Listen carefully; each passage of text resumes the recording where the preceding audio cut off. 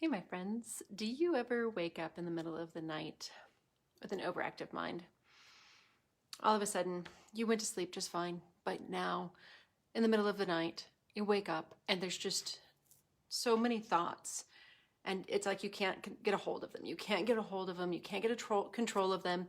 And it's not just thoughts, it's emotions. For me, it's songs running through my head.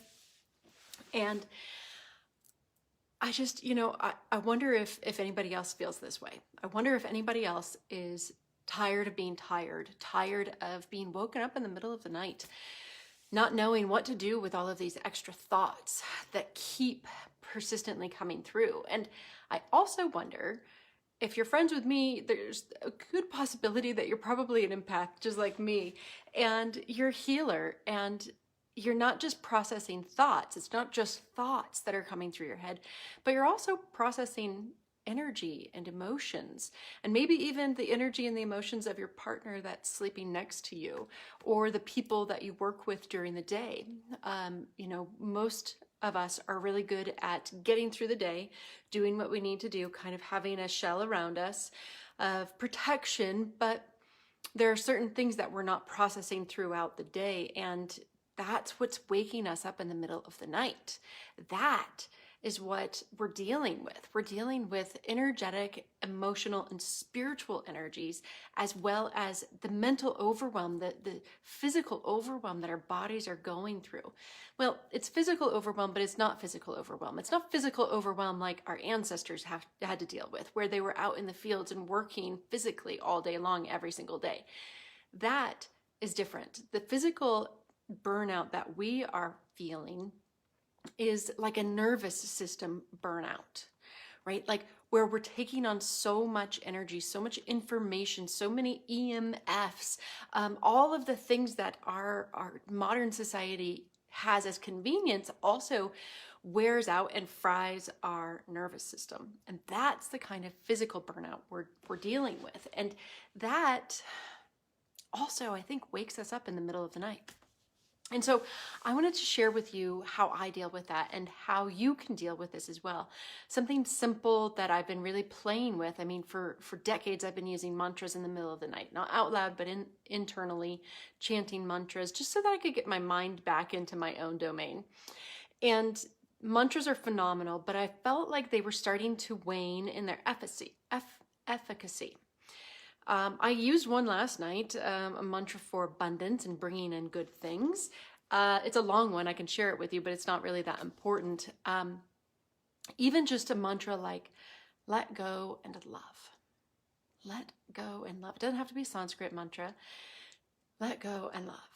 Okay, so those are the two things I have been practicing very consciously, very mindfully, very heartfully lately. And I decided to try them out in the middle of the night last night when I woke up at 1:23. I thought, well, 1:23, why not? So I decided to love everything that was coming up to the surface, which sounds easy enough because that is the guiding principle of my life. And yet there are certain parts of me that are feeling like they don't deserve love. And I wonder if that's ever like you as well, where you feel like maybe you don't deserve all the love, or you don't give yourself credit, or you're great at seeing the best in other people, but you're not great at seeing the best in you. You're great at accepting others, but accepting you is a whole different story. And it's this internal dialogue, this internal conflict that wakes us up in the middle of the night, that causes some spiritual incongruencies. And that's what we can remedy through love and acceptance, then surrender, and that's about it, really. It's like, can you just allow whatever is there to be there, see it, acknowledge it, maybe have a Shakti conversation with it, like Shakti talk, and just see what kind of information it has for you. Maybe it has great wisdom, maybe there's nothing. But if you don't listen, you're never going to be able to know if there's anything there for you. So listening and honoring what is there is a way of loving yourself.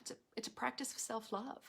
And radical self-love means that you get to love it all. Whatever's showing up, you get to love it all right now. And it's an amazing practice because as you begin to love what is there, Your breath begins to deepen. You relax through the body and the neck and the jaw and the shoulders and the chest and all the places where you tend to hold tension. And you start letting go. You start creating some space around you. This is what this practice of letting go and loving can do for you. Right? Just to create the space to allow things to be there without holding on or pushing them away. It's allowing yourself to be all of you. Everything that's showing up in the moment is a process for you to heal. It's there for you right now for a reason. Okay? And whether it's this enormous energy that's coming through because of the coming eclipse, I don't know. But I do know that this is something that we all deal with on probably a regular basis. And if it's not regular for you, woo, awesome. I'm so happy for you. And if it is waking you up in the middle of the night, then try this out. So we're going to combine that with some breath and some counting. So the purpose of this exercise is not to get to zero. It is not to beat yourself up if you miscount or if you lose the count. It's to really allow yourself to have a process of going in and repeating this mantra. Okay, so all it is taking a deep breath in, feeling the word or the number 18, and then as you exhale, then saying, let go and love. Let go and love. Inhale, 17, let go and love. Let go and love. Let go and love. And you just are repeating this to yourself in the middle of the night when you are having these thoughts going through where you don't know how to handle them. You know, you're just feeling stuck in the cycle, in the loop of these thoughts, and you don't know how to get out of them. This will kind of create a little pattern interrupt, and it'll help you to get out of those repetitive thoughts that aren't serving you in the middle of the night. And it'll help you to also process whatever needs to be processed, because as you're saying let go and love, you're practicing let go and love. You're practicing the ability to acknowledge what's there, to let it be present, and then to let it go, to surrender that emotion, that thought, and love yourself even with it or without it. Okay? So that's a really simple practice. I would love it if the next time that you wake up in the middle of the night, you remember this and you just count down from 18 to 1. And again, it's not about getting to 0. It's about allowing yourself to have a process of calming the mind. So when you notice that the mind has gone off and you're no longer counting and breathing consciously and repeating let go and love, all you have to do is start again at where you left off, if you can remember, or just start at 18 again. You know, I started over and over a few times last night, and it didn't matter. You know, the old Mindy would have beat herself up for not being perfect with counting and being just right. But it's about loving. It's showing up and saying, I'm worthy of love no matter what.